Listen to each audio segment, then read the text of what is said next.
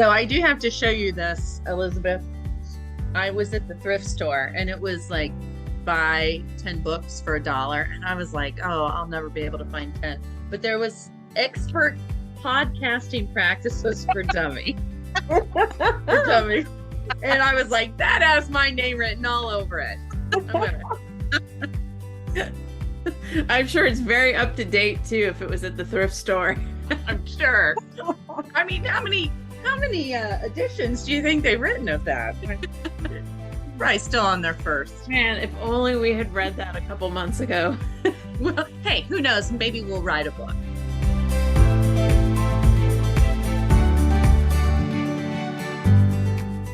Hi, I'm Missy. Hi, I'm Elizabeth, and you should meet my friend.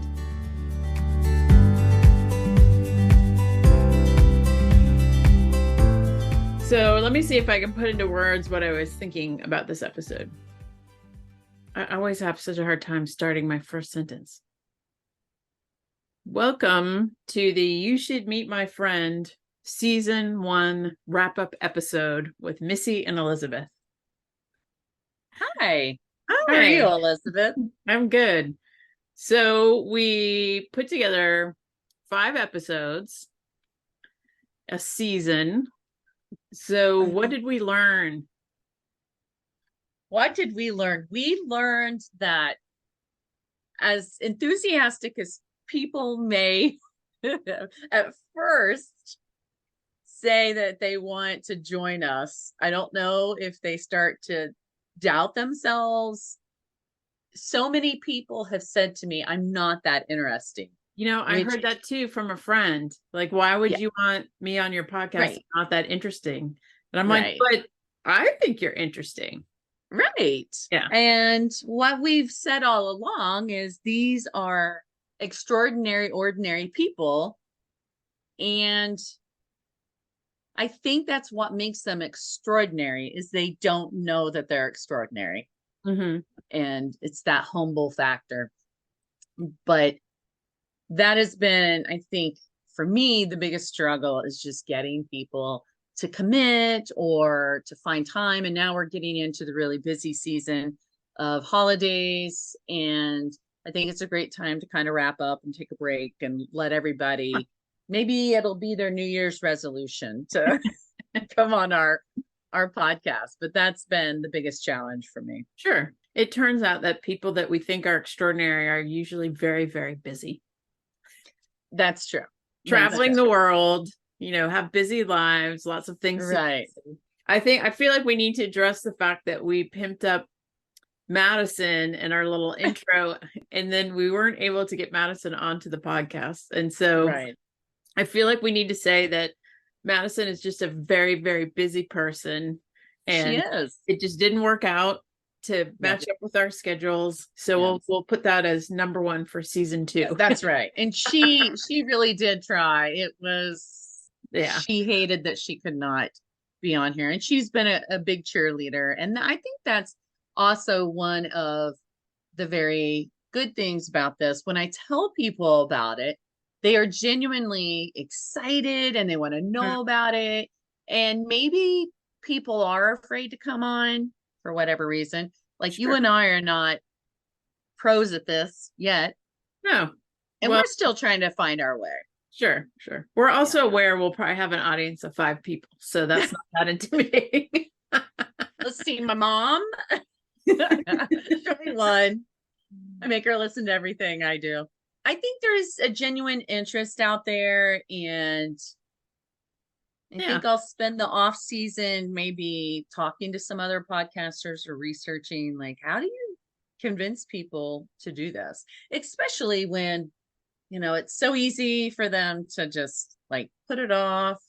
I can understand that too, because as I told you last night, I have a number of episodes that are yet to be finally edited. So that's another struggle we're having.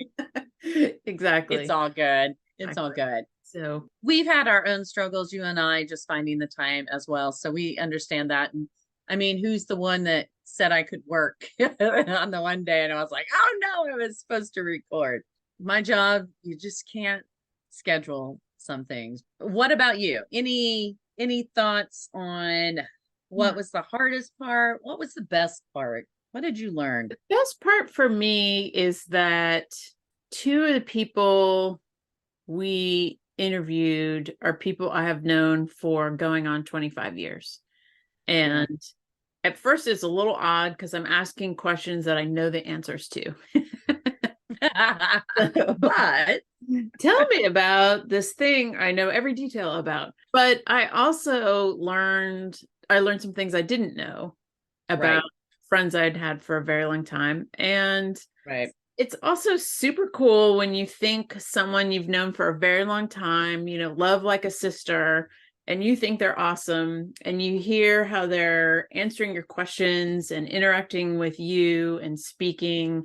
And it just makes me super proud for them and their experiences. And or like your friend that, you know, wrote Sheila, you know, who decided I've always wanted to be an author and sat down and just did it. And I'm like, wow.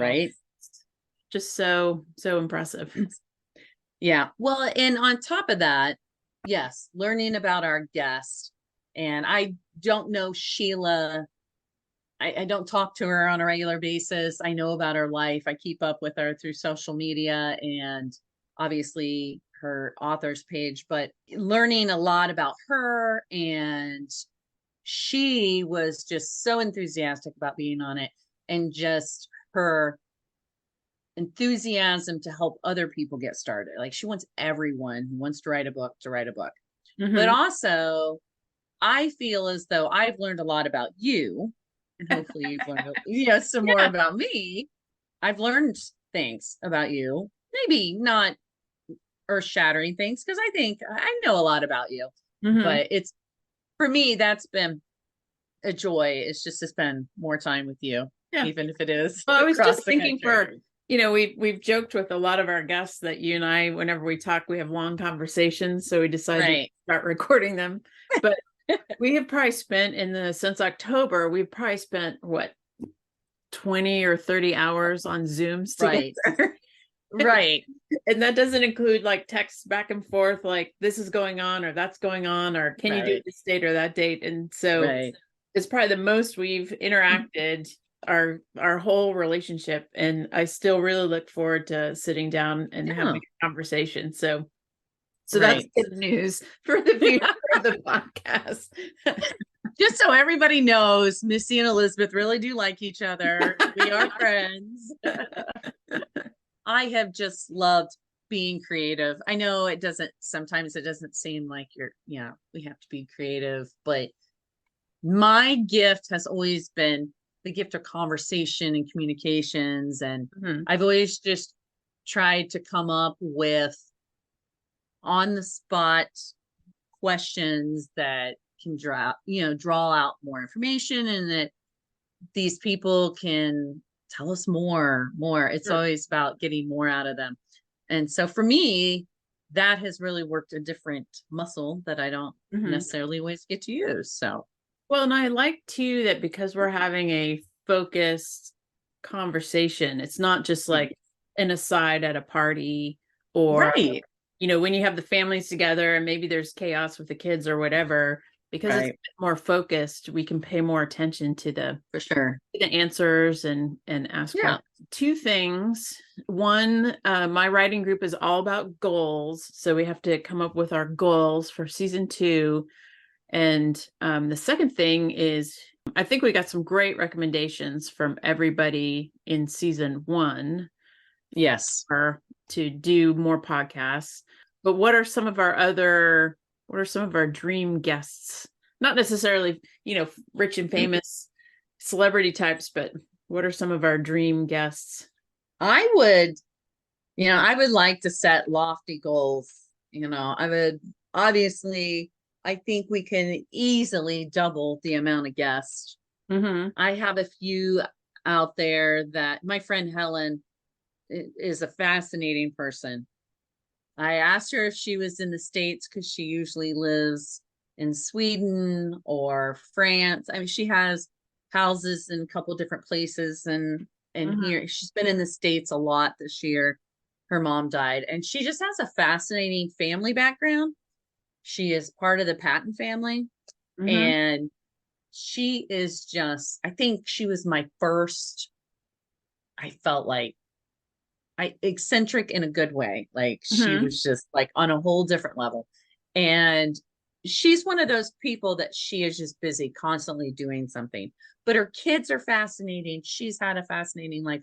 And I think it would be great to sit down and talk to her about all the things that she does in the name of the US troops and veterans. She's very involved, and she goes around the world and speaks on behalf Mm-hmm. of not only her family, but US veterans. And do you have a dream guest, whether it's, even if it's Mm-hmm. someone who is famous? Do you know any famous people? Not personally. There's certainly some writers that I think pretty highly Yeah. of. There's actually, believe it or not, a female Lutheran pastor based in the Denver area. Her name is, oh, I'm so terrible. Is it Nadia? Yes. Yes. Yes. Love her. And I just heard her on a podcast as well. Yeah. And I just really love her writing and her outlook. So one thing you and I briefly talked about outside of our podcast was guest diversity, because yes, we didn't set out to host a military related podcast, but obviously we've spent all our adult lives around the Air Force. So that's a lot of ties to our friends. So is this something we want to cultivate, or do we want to try and diversify? What do you think? It's not a right, wrong question. It's just a question. And I understand why some people choose to kind of pinpoint an audience. Like that makes a lot of sense. And sometimes they set out to do that. And sometimes it just happens naturally, which has kind of happened with us. When you said Nadia Boltz Weber, I just think like that would be somebody that normally I probably wouldn't. I just find her fascinating too. But I love diversity.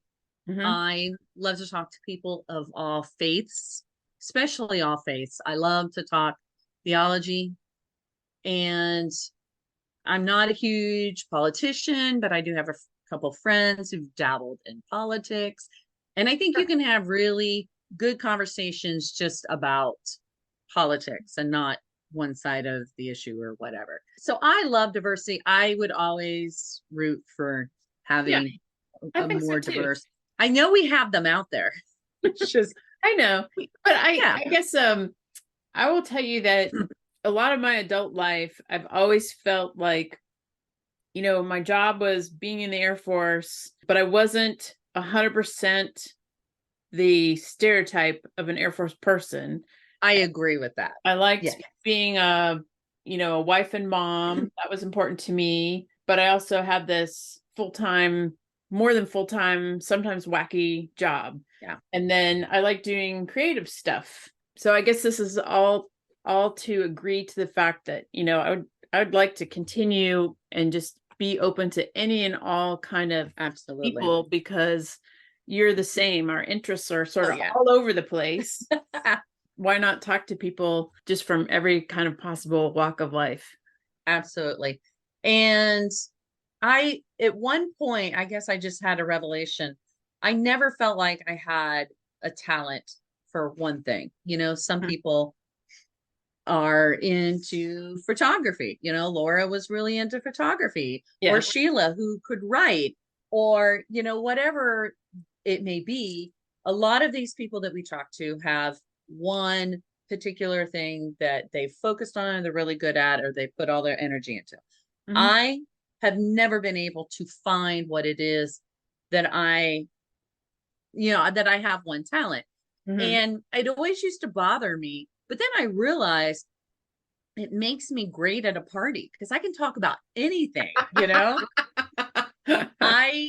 can talk about religion. I can talk about travel. I can talk about football, which I always end up talking to the men at a party because I can talk football. I know the rules. I know plays. I can talk military. I can talk, so I feel like it has served me well to have not one thing, that Mhm. I'm so focused on so that I can branch out. And I think you're the same way. And I think that has served us well, have I many think, interests.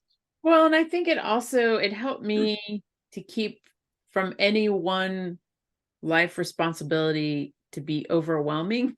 This sounds Yeah. intuitive. Like, so I didn't want to be overwhelmed by, family life or my work life. I had these other things, these other hobbies that was sort of pushed back on that just a little bit, Right. just to make room, breathing room. And you would think I should have done the opposite. It's just like cut out extraneous activities so that I could sleep more and pay more attention Right. to my family and my job. But that was just how Right. I kept myself sane, is just to have a lot of interest to just keep from going bananas doing one particular thing. Right. Well, and I do think, I'm not sure if I think you influenced my military walk, because when I first knew of you, obviously not under the best of circumstances, I was trying to find myself in this big world where there's not, yeah, that we have military, back then was military wives handbooks, now it's military spouses, but it doesn't get into the nitty gritty, the all the idiosyncrasies and trying to find yourself. And am I come from humble means. I wasn't a well accomplished person at that time. I was still trying to find my voice, and I found that sometimes my voice got stifled, or I was told, like, no, no, no, you can't do that. And I have just never been a rule follower. And so to then be entrenched in this world where it's nothing but rules, Mm-hmm. everything is, you got to follow those rules. Even on a social level, it was just so foreign to me, and it Yeah. was so uncomfortable. Yeah. And we were at Mountain Home, and I fell into the Officer Spouses Club. And it doesn't matter what club, it's just a club, and all of them have these same dynamics. And I found myself, like, the people my age, I was just like, oh my gosh, they're obnoxious and I don't have anything in common with them. Mm-hmm. And I didn't feel comfortable around them. And I gravitated towards senior officer spouses. And they embraced me and they taught me so much. And they were the ones that were just like, forget the handbook, just do what feels natural and right. And so then I meet you, and I'm sure those rules probably should have said I never should have been friends with you. But so I was so Yeah. grateful you didn't follow any of those rules either. Yeah. And it has led to some really great friendships that do not follow any set of I rules. think we So, were lucky too, because our husbands were both in an organization in Germany that just, yeah. it was very diverse as far as bits and pieces of all kinds of career fields. So Right. lots of different backgrounds. Yeah. And it was a very social group. Yeah. And so both as friends and family come to the squadron and we're having a party, but just all the, I don't know, it was just one of the best units we were ever a part of, because For sure. there was things going on and you got invited along, and it just really made, I mean, it's not like Germany was like a hardship to be in Germany. I mean, that's a pretty great Well, place to be assigned, but it was that was a really great time in our lives for sure. oh, I mean, and it opened up so many things for us. We're two country kids from Indiana. The thought of ever the Air Force was very enticing to us. It was a means for us to get out of our small town Indiana and see the country. I never in a million years. And as you know, it's a small career field. There's only so many places you can go with this Mhm. career field. To not only go overseas once, but twice, I mean, we never imagined it at all. So we show up in Germany, these two small town Indiana kids, and we're like, this is both the coolest and the scariest thing we've ever done.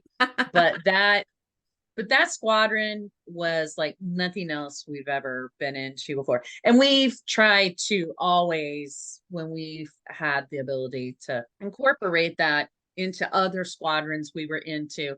But not just that, like our kids do that. Like they just gather people from all walks, and they just do not care about social norms. And the same for us. Our community here is so diverse, and just people from all walks, and that experience and that group of people were special. It really was. What other questions you got? Great. Those are the big ones. Oh, so goals, our goals. Oh yeah, goals. Well, the easy one is we would like to continue. Yes, for sure. But it's also easy to say that right now because nobody knows what our podcast is like yet. We will not read the comments. Exactly. But it's been super, super enjoyable. Definitely. It has been. It has been. My face literally hurts every night when we get done. I haven't talked it. Well, I did go to the grocery store today, and I ran into two of my neighbors and talked, but I usually am not out and about that much. And I work at a funeral home. Not a whole lot of smiling going on there, but whenever we do these, it's just my face hurts from smiling, and it really does bring me a lot of joy. So yeah, I would like to continue. I would like us to do more people, find more people, a diverse group of people. Maybe ask a different set of questions this season. Do we want to change it up, or do we want to continue? Oh, yes. Or wrap up questions. That's a good question. I have to ponder that. I always like to ask what people are reading or watching. I mean, that's like that's a standard small talk question.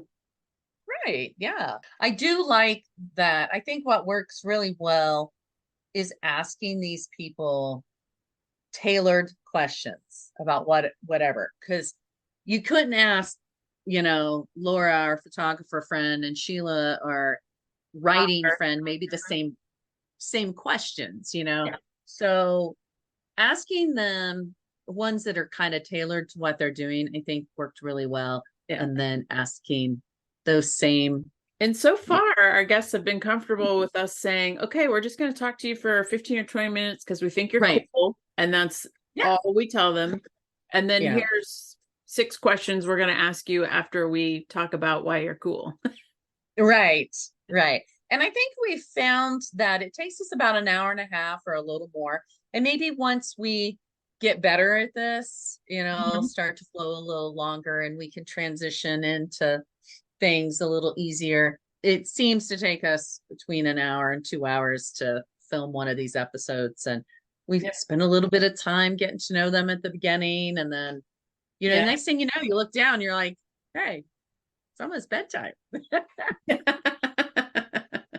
What do you see? What do you want this to be? You asked me, what do you want this to be? Do you see us taking this to the next level and making some money off of this, or you just want to continue to do this for fun? Well, it would be interesting as we gain more experience to be a little bit more professional. And it's not that we're unprofessional now, but certainly if we can grow our audience and our community and make a little bit of money, then you could have professionals to do like the editing and the advertising and the things like that. So that part would be really cool. But I don't know. I mean, I guess deep down, we all want to know that people like what we're doing. Right. Yeah. So I guess I would love to see that people, I mean, so many people have said, oh, you're doing a podcast. That's so cool. Tell me about it. I mean, people have been, without hearing a word from us, have been super supportive of this project that we're doing. I agree. I would really like not so much people to be like, oh, you're the best ever, but just, hey, I listened and it's great and it's awesome and you should keep doing it. And that would be my dream response. I do have a tendency to, if something works, I just want to keep doing it that way forever. So I guess I do want to be conscious of the fact that if we get tired of doing it, or if it gets too hard, or we feel like we've gone as far as we can go, then I guess at some point we should be comfortable saying, okay, well, this was great. And we could move on to other things, I guess. But I mean, I'm really enjoying it so far. Right. And I can see us evolving and maybe getting out of our comfort zone a little bit. I'm the same way. If something's working, why would you change it? Right. But I think it's also good. We need to be brave and be able to, maybe try some things, and they may not always work, and that's okay. I follow this gal, her name Charlotte Debray. She's out of Canada, and she's just a reactor. And she kind of started a couple years ago and got really like big during COVID. And one of the things, she was reading like viewer questions one time, and somebody asked her about how long she'd been doing it and how she got started and everything. And she said, it was kind of funny, but it makes a lot of sense. She's like, if you go back and look at some of my very first, usually she's reading things from the internet or watching things from the internet. So she reacts to them. And she's like, if you go back to those early ones, you will see how unpolished and how I was just like reading and just being like, that's silly. And then, and she's like, even to like her room. And now she has, millions of followers. She has a studio, and you can really tell the difference between, and I think we'll get there, because I'm sure a lot of it's natural. I don't think she had any formal training to get her to where she is, but there's a podcast I listen to that I love, and their tagline is everything you need to know about things that don't matter, or something like that. It's all about pop culture. But what I like is it's not like gossip. It's more about TVs and movies and books. And right. So I appreciate a lot of their recommendations, but they just had their 10th anniversary, I think. And they did the same thing. They went back and they played some of their early recordings, and even their voices sound different because their equipment was, startup in 10 years ago. And right. And yeah. So they said essentially the same thing. Right. Yeah. There's a local podcaster, and he's done really well.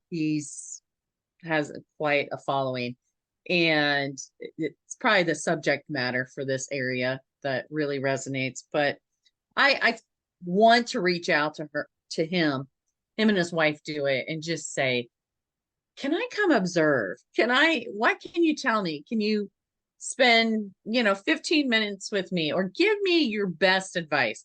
Because the same thing, I watched his earlier podcast, and he did it out of a frustration and he had been hurt, and he just like felt like he needed a voice. He needed some way to get all this out. And so to hear him now, where he's further down the road, and he's in a different place, and now he's helping all those people that used to be like him. It's been I enjoy it, and it's not even really a subject matter that pertains to me, but I just enjoy watching him and knowing that he's here in the Valley, kind of helps. So I may reach out to him and just see if he would give me any advice. You need to take Laura's advice and find mentors. That is a very good idea. I've been asked to be a mentor before. Sometimes you're like, me? Me? Why would you want me? But it's been a lot of fun. I've enjoyed it. So thank you for asking and trusting me.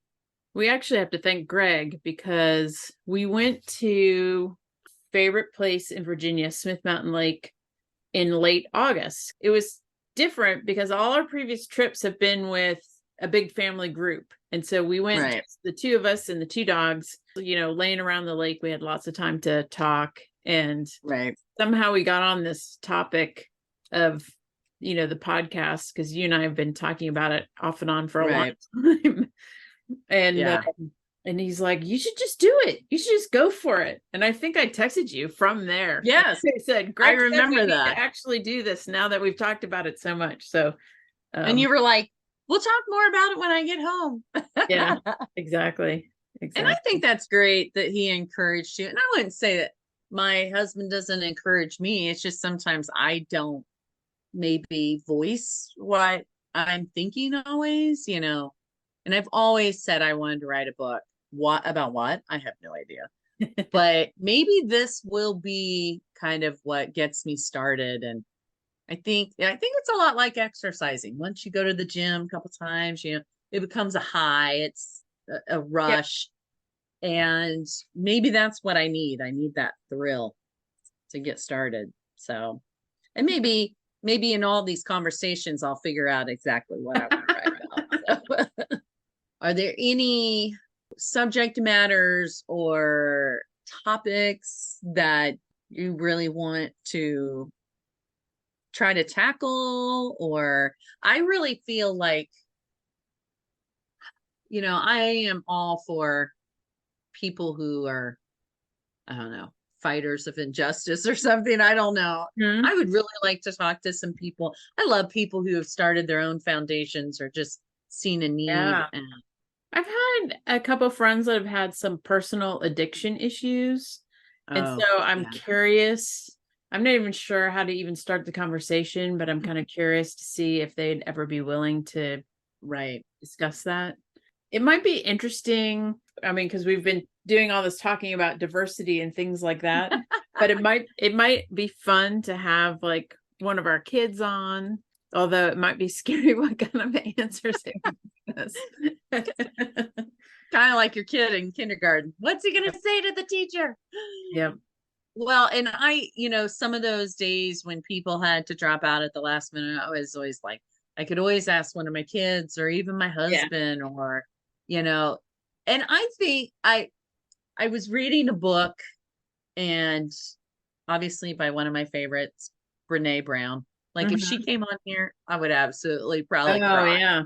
Yeah. But anyways, and just having those, it's like when your kids walk in.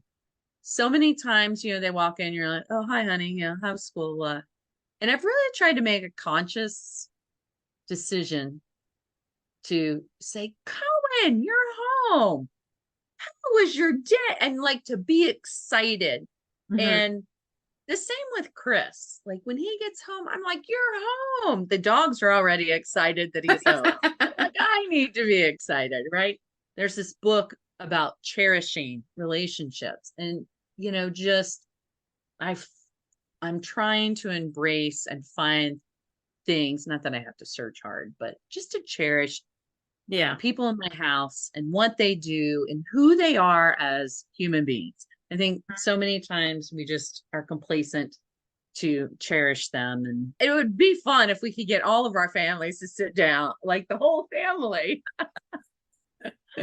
You could interview the teachers and I could interview you. Yeah. You ask my family my deepest secrets and I can ask your family your deepest secrets. Well, I have to go to a dinner party on Thursday, and the host asked for all of us to write down like something that other people in the group may not know.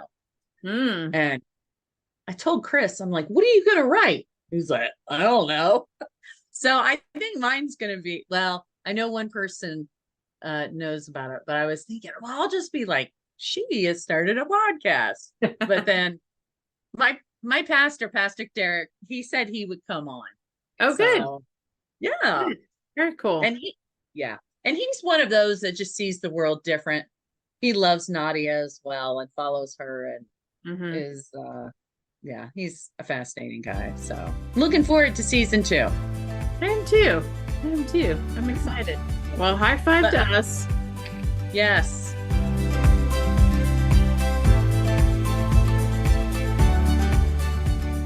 Find us at facebook.com/YSMMF podcast and Instagram at YSMMF podcast for episode announcements. Thanks.